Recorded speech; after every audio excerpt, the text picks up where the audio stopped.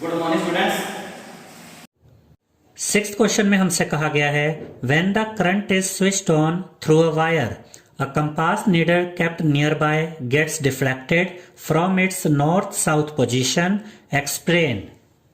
इसका यह मतलब है स्टूडेंट्स कि जब हम स्विच ऑन करते हैं तो वायर में से करंट फ्लो होता है और अगर उस वायर के पास कोई कंपास नीडल होती है, जैसे कि मान लीजिए कि ये कंपास रखी हुई है, तो वो कंपास डिफ्लेक्ट होना स्टार्ट हो जाती है, यानी इस तरीके से वो मूव करती है। ऐसा क्यों होता है? इस क्वेश्चन को आपको समझाने के लिए यहां पर हमने कंपास नीडल का एक छोटा सा डायग्राम बनाया स्टूडेंट्स। याद रखिएगा स्टूडेंट्स कि कंपास नीडल में जो ये नीडल होती है छोटी सी मैग्नेट होती है और ये हमेशा नॉर्थ साउथ साइड को ही रिप्रेजेंट करती है। यानी कि इस नीडल का जो ये फ्रंट पार्ट होता है ये हमेशा नॉर्थ साइड में रहता है और इसका जो बैक पार्ट होता है ये हमेशा साउथ साइड में रहता है। अब हम इस आंसर को पढ़ते हैं। When electric current passes through a wire it behaves like a magnet and deflects the compass needle which is also a piece of magnet। इसका यह मतलब है स्टूडेंट्स कि जब हम स्विच ऑन करते हैं तो वायर में से करंट फ्लो होता है और वायर एक मैग्नेट की तरह बिहेव करती है, और क्योंकि कंपास नीडल भी एक पीस ऑफ मैग्नेट होती है इसकी वजह से कंपास नीडल डिफ्लेक्ट करती है, यानी कि कंपास नीडल में डिफ्लेक्शन होता है और कंपास नीडल इस तरह से डिफ्लेक्ट करती है। इसे आप ऐसे भी याद रख सकते हैं स्टूडेंट्स कि अगर आप वायर के पास कंपास नीडल रखते हैं तो जैसे ही आप स्विच ऑन करते हैं और वायर में से करंट फ्लो होता है तो वायर एक मैग्नेट की तरह बिहेव करती है, और क्योंकि कंपास नीडल भी एक पीस ऑफ मैग्नेट होती है इसलिए कंपास नीडल में डिफ्लेक्शन होता है। सेवेंथ क्वेश्चन में हमसे कहा गया students will the compass needle show deflection when the switch in the circuit shown by figure 14.24 is closed। इसका यह मतलब है स्टूडेंट्स कि अगर इस सर्किट में स्विच क्लोज कर दिया जाए तो क्या इस कंपास नीडल में डिफ्लेक्शन होगा या नहीं होगा। आप इस डायग्राम में देख सकते हैं स्टूडेंट्स कि अभी जो स्विच है वो स्विच ऑफ है, यानी कि आपने स्विच ऑफ किया हुआ है और इस वायर में से करंट फ्लो नहीं कर रहा है। यहां पर आपको दो वर्ड्स को याद रखना स्टूडेंट्स, एक है स्विच क्लोज्ड और एक होता है स्विच ओपन। याद रखिएगा स्टूडेंट्स कि स्विच ऑफ को ही स्विच ओपन भी कहा जाता है। इस डायग्राम में आप देख सकते हैं कि स्विच ऑफ है यानी कि स्विच ओपन है, और यह भी याद रखिएगा स्टूडेंट्स कि स्विच क्लोज को ही स्विच ऑन भी कहा जाता है। और इस क्वेश्चन में हमसे यही कहा गया है कि अगर इस स्विच को क्लोज कर दिया जाए, यानी कि इस स्विच को अगर ऑन कर दिया जाए तो क्या यहां पर कंपास नीडल में डिफ्लेक्शन होगा या नहीं होगा। पिछले क्वेश्चन में हमने आपको समझाया था स्टूडेंट्स कि अगर आप वायर के पास एक कंपास नीडल रखते हैं और स्विच ऑन करते हैं तो उस वायर में से करंट फ्लो होता है और वो वायर एक मैग्नेट की तरह बिहेव करती है, और इसकी वजह से कंपास नीडल में डिफ्लेक्शन होता है क्योंकि कंपास नीडल भी एक छोटी सी मैग्नेट होती है।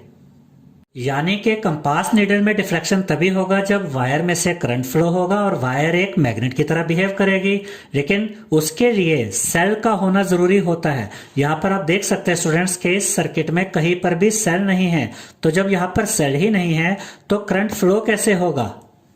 तो इसके आंसर में हमने यही लिखा है नो, यानी कि कंपास नीडल में डिफ्लेक्शन नहीं होगा because there is no cell so no current will flow. क्योंकि इस सर्किट में सेल ही नहीं है तो करंट फ्लो ही नहीं होगा, और जब वायर में से करंट फ्लो नहीं होगा तो वायर मैग्नेट की तरह बिहेव नहीं करेगी और कंपास नीडल में भी कोई डिफ्लेक्शन नहीं होगा। एट्थ क्वेश्चन में हमसे कहा गया students fill in the blanks, यानी इस क्वेश्चन में हमें कुछ ब्लैंक स्पेसेस गिवन हैं जिन्हें हमें फिल करना है। ए पार्ट में हमें दिया गया है longer line in the symbol for a cell represent its dash terminal. इसका यह मतलब है स्टूडेंट्स कि सेल के सिंबल में जो लॉन्गर लाइन यानी कि जो लंबी लाइन होती है वो कौन से टर्मिनल को रिप्रेजेंट करती है। याद रखिएगा स्टूडेंट्स कि सेल के सिंबल में जो लंबी लाइन होती है, जो लॉन्गर लाइन होती है, वो पॉजिटिव टर्मिनल को रिप्रेजेंट करती है। तो इसका सही आंसर है पॉजिटिव, तो यहां पर आप लिखेंगे पॉजिटिव। बी पार्ट में हमसे कहा गया है द कॉम्बिनेशन ऑफ टू और more cells is called a dash. यानी कि दो या दो से ज्यादा सेल्स के कॉम्बिनेशन को क्या कहते हैं? तो याद रखिएगा स्टूडेंट्स कि दो या दो से ज्यादा सेल्स के कॉम्बिनेशन को बैटरी कहते हैं। तो इसका सही आंसर है बैटरी। तो यहां पर आप लिखेंगे बैटरी।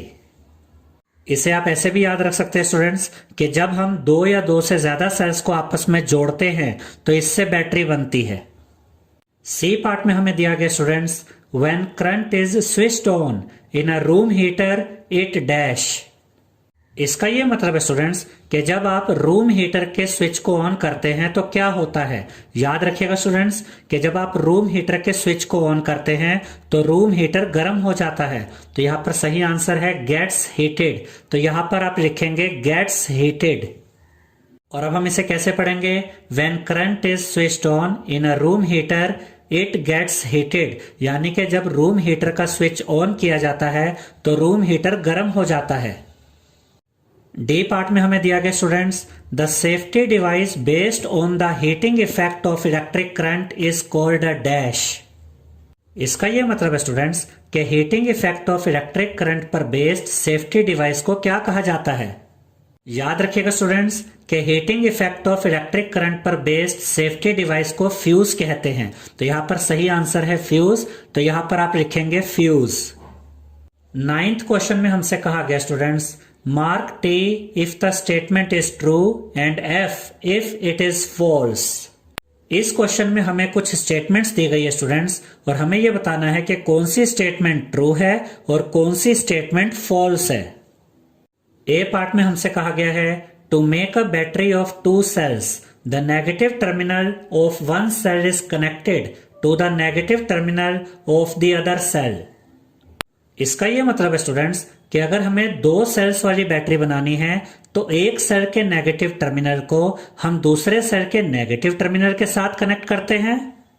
ये स्टेटमेंट गलत है, यानी कि इनकरेक्ट है। हम जानते हैं स्टूडेंट्स कि अगर हमें दो सेल्स वाली बैटरी बनानी हो तो हम एक सेल के नेगेटिव टर्मिनल को दूसरे सेल के पॉजिटिव टर्मिनल के साथ कनेक्ट करते हैं। तो ये स्टेटमेंट फॉल्स है। तो यहां पर हम लिखेंगे फॉल्स।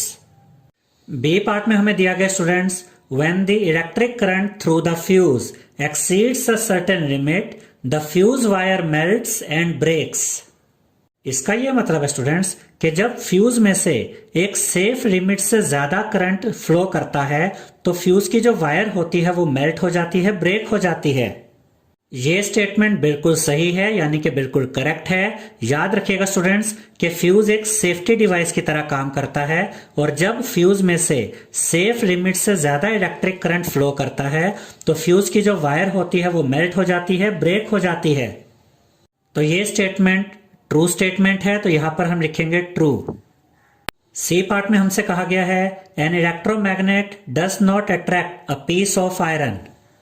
इसका यह मतलब है स्टूडेंट्स कि इलेक्ट्रोमैग्नेट पीस ऑफ आयरन को अपनी तरफ अट्रैक्ट नहीं करती है। यह स्टेटमेंट गलत है स्टूडेंट्स। याद रखिएगा स्टूडेंट्स कि जो इलेक्ट्रोमैग्नेट होती है वो पीस ऑफ आयरन को अपनी तरफ अट्रैक्ट करती है। तो क्योंकि ये स्टेटमेंट गलत है तो यहां पर हम लिखेंगे फॉल्स। डी पार्ट में हमसे कहा गया students, an electric bell has an electromagnet, यानी कि एक इलेक्ट्रिक बेल में इलेक्ट्रोमैग्नेट होती है। ये स्टेटमेंट बिल्कुल सही है स्टूडेंट्स, यानी कि करेक्ट है। याद रखिएगा स्टूडेंट्स कि इलेक्ट्रिक बेल में इलेक्ट्रोमैग्नेट होती है। तो यहां पर हम लिखेंगे ट्रू। 10th क्वेश्चन में हमसे कहा गया है, do you think an electromagnet can be used for separating plastic bags from a garbage heap? Explain. यहां पर गार्बेज का मतलब होता है स्टूडेंट्स कूड़ा, और हीप का मतलब होता है ढेर। तो इस क्वेश्चन में हमसे यह पूछा गया है कि क्या इलेक्ट्रोमैग्नेट का यूज करके कूड़े के ढेर में से प्लास्टिक बैग्स को अलग किया जा सकता है? तो इसका आंसर है no, because electromagnet does not attract plastics. Electromagnet attracts only magnetic material like iron. इसका यह मतलब है स्टूडेंट्स कि इलेक्ट्रोमैग्नेट का यूज करके कूड़े के ढेर में से प्लास्टिक बैग्स को अलग नहीं किया जा सकता है, क्योंकि इलेक्ट्रोमैग्नेट प्लास्टिक को अट्रैक्ट नहीं करता है, और इलेक्ट्रोमैग्नेट सिर्फ मैग्नेटिक मटेरियल को अट्रैक्ट करता है, जैसे कि आयरन। 11th क्वेश्चन में हमसे कहा गया